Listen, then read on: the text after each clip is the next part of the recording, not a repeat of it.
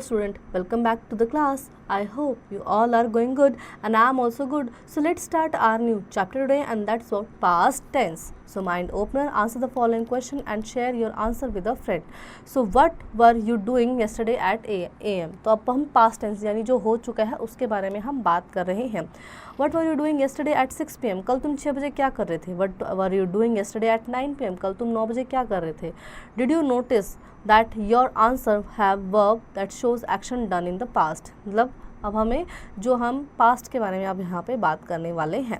Simple past tense. The simple past tense is defined as an action happened in the past before the present time and which is no longer happening now. ठीक है, तो simple past tense बताता है कि action पहले हो चुका है और अब नहीं हो रहा है.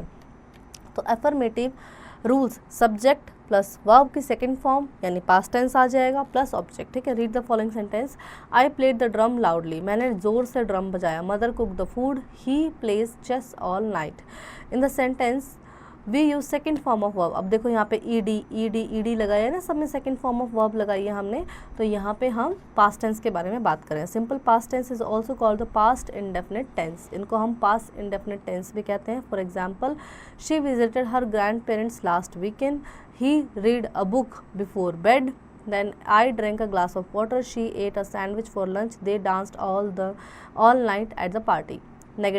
Negative sentences are used to express negative expression. Rules subject plus did not plus verb की first form plus object. ठीक है, तो नेगेटिव बनाना है यहाँ पे. तो डू का क्या हो गया? Did not. हमने प्रेजेंट में डू यूज़ किया था तो यहाँ पे करेंगे did not.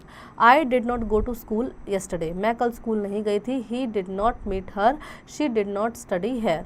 Interrogative it is the sentence which ask a question. Interrogative में क्या हम सवाल पूछते हैं? डिड पहले आ जाएगा. डिड सब्जेक्ट प्लस वर्ब की फर्स्ट फॉर्म प्लस ऑब्जेक्ट. तो डिड दे स्टार्ट, क्या उन्होंने स्टार्ट किया?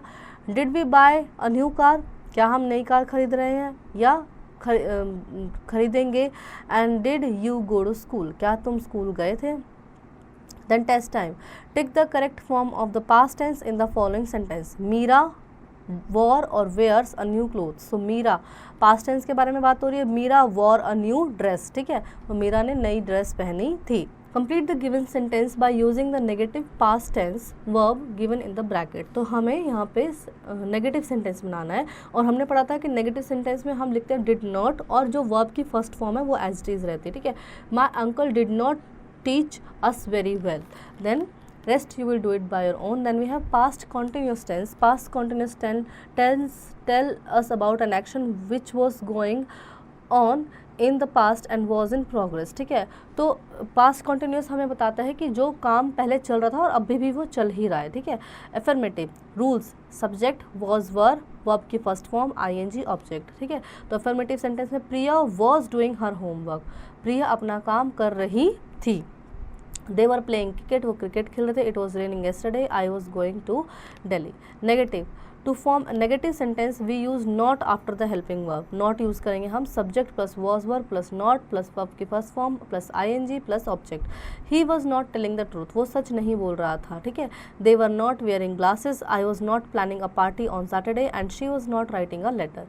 Then we have interrogative. Just like in present continuous we use helping verb before the subject to form an interrogative sentence. तो present continuous की तरह यहाँ पे भी हम helping verb का इस्तेमाल करेंगे. like was were यहाँ पे interrogative में पहले सवाल पूछना है ना हमें. was were plus subject plus verb की first form plus ing plus object. ठीक है, then for example, was the teacher teaching in the class? क्या टीचर क्लास में पढ़ा रही है? was he playing in the match? where were you going to the library yesterday?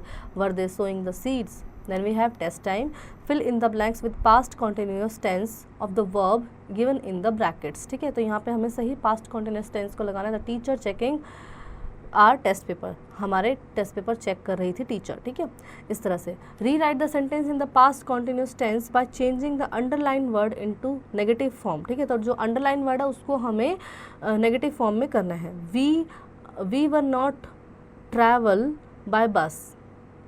Rewrite the sentence in the past continuous tense. Past continuous tense में हमें लिखना है by changing the underline word into negative form. ठीक है, so we were not traveling by bus. हम बस से traveling नहीं करेंगे. ठीक है, the gardener watered the plant. The gardener was not water the plant. इस तरह से हम इसको बनाएंगे नेगेटिव सेंटेंस।